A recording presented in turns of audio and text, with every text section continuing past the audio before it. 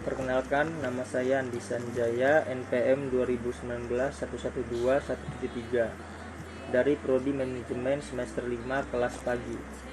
Di sini saya akan menjelaskan materi bab 3, yaitu tentang pengertian dan ciri-ciri pertumbuhan ekonomi modern. Pertumbuhan ekonomi modern mengacu kepada perkembangan negara maju, yaitu Eropa Barat, Amerika Serikat, Kanada, Australia, dan Jepang. Kemampuan ini tumbuh secara dengan kemampuan teknologi dan penyesuaian kelembagaan dan ideologis yang diperlukannya. Definisi ini terdiri dari 3 macam. Yang pertama yaitu pertumbuhan ekonomi suatu bangsa yang terlihat meningkatnya secara terus-menerus persediaan barang. Yang kedua, teknologi maju merupakan faktor pertumbuhan ekonomi yang menunjukkan derajatnya pertumbuhan kemampuan dalam persediaan aneka macam barang kepada penduduk. Yang ketiga, penggunaan teknologi secara luas dan efisien ini memerlukan adanya penyesuaian kelembagaan dan ideologi secara inovasi yang dihasilkan dari ilmu pengetahuan. Ciri-ciri pertumbuhan ekonomi modern. Ada 6 contoh. Yang pertama yaitu laju pertumbuhan penduduk dan produk per kapita. Laju kenaikan yang luar biasa itu paling sedikit 5 kali untuk penduduk dan paling sedikit 10 kali untuk produksi. Contoh yang kedua yaitu peningkatan produktivitas. Pertumbuhan ekonomi modern terlihat semakin meningkatnya laju produk per kapita utama, sehingga akibatnya adanya perbaikan kualitas input yang meningkatkan efisien dan produktivitas per unit input.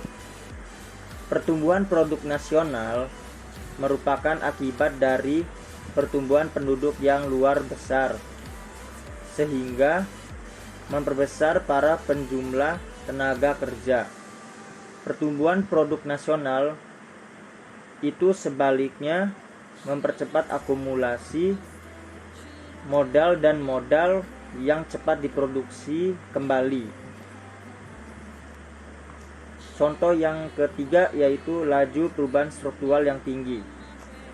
Perubahan struktural dalam pertumbuhan ekonomi modern mencangkup seperti dari kegiatan pertanian ke non-pertanian dan industri ke jasa perubahan dalam skala uni produktif dan peralihan dari perusahaan perseorangan menjadi perusahaan berbadan hukum serta perubahan struktur kerja buruh.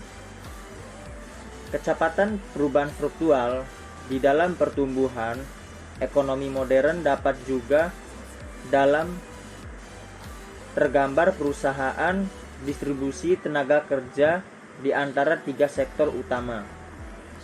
Contoh yang keempat yaitu urbanisasi. Urbanisasi itu adalah pertumbuhan ekonomi modern yang ditandai dengan semakin banyaknya penduduk di negara maju yang berpindah dari daerah pedesaan ke daerah perkotaan. Inilah yang disebut urbanisasi. Kedua, urbanisasi membuat biaya pemenuhan sejumlah kebutuhan menjadi semakin mahal. Kehidupan kota semakin padat. Ini menyebabkan kesulitan di bidang perumahan, kebersihan, air, angkutan, dan dalam antar kota. dan fasilitas dasar lainnya. Kesemua ini merupakan biaya ekstra bagi kehidupan kota yang menambah pengeluaran konsumen pada berbagai jenis barang konsumsi. Contoh yang kelima yaitu ekspansi negara maju. Ekspansi negara-negara yang maju yang bermula dari bangsa ke bangsa Eropa tidak lainnya adalah akibat revolusi teknologi di bidang transportasi dan komunikasi. Hal ini kemudian melahirkan dominisasi daerah yang semula tertutup seperti Jepang dan pembukaan daerah yang semula. Dan pemecahan daerah ini seperti Afrika sebagai ancaman kekuatan negara maju. Inilah yang menyebabkan pertumbuhan Jepang dan Uni Soviet.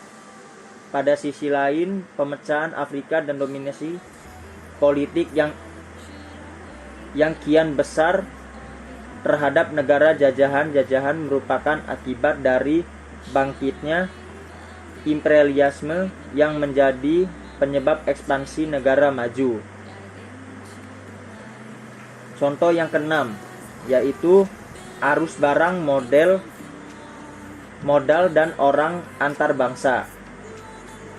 Arus barang, modal dan antar bangsa kian meningkat sejak kuartal kedua abad ke-19 sampai PDI, tetapi mulai demikian sejak awal tahun 50-an terjadilah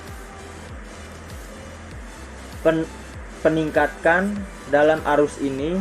Kita bicarakan arus ini satu demi satu.